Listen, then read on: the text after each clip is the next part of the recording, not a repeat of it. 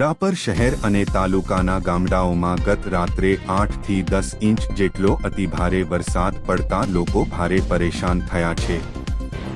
રસ્તાઓ બંધ થઈ ગયા છે, ઘરોમાં પાણી ઘૂસ્યા છે અને નદીના બંને કાંઠે પાણી છલકાઈ રહ્યું છે। ઢોર, ઘેટા અને બકરાને નુકસાન પહોંચી છે। અમારા મિસ્ટર ગુજરાત ન્યૂઝના રિપોર્ટર અનિલભાઈ ઠક્કર સ્થળ પર પહોંચી ગામવાસીઓની વેદના સાંભળી પરિસ્થિતિનું અવલોકન કર્યું।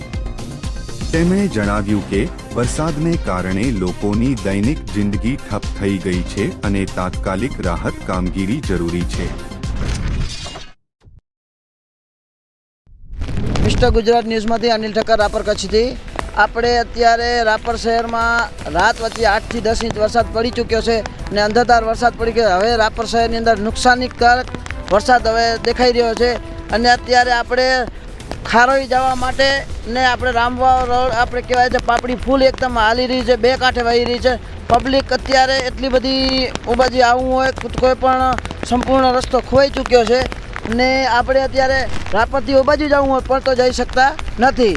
રાપર શહેરની અંદર અત્યારે એટલું પાણી થઈ ચૂક્યું છે રાપર શહેરમાં કે કોઈ વસ્તુ બધી નિનાશ થાય છે। ગેરીવાડી, ડુબડિયાવાડી બધા ઘરાની અંદર પાણી એટલા બધા ભરાઈ ચૂક્યા છે। એટલે અત્યારે આપણે આ પબ્લિકને આપણે અહીંયા ઊભા છીએ, અત્યારે રિયાલિટી ચેક કરવા આવ્યા આપણે સ્થળ ઉપર। આપણે અહીંયાથી વાત કરશું કેટલો વરસાદ કેટલું નુકસાન છે રાપરમાં। હવે શું તમે કહેવા માંગો છો?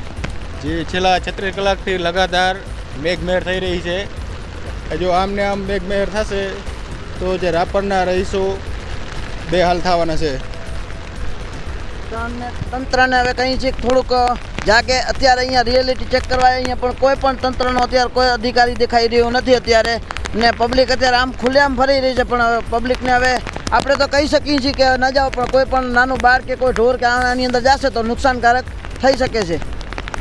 મિસ્ટર ગુજરાત ન્યૂઝમાંથી અનિલ ઠક્કર, રાપર કચ્છ।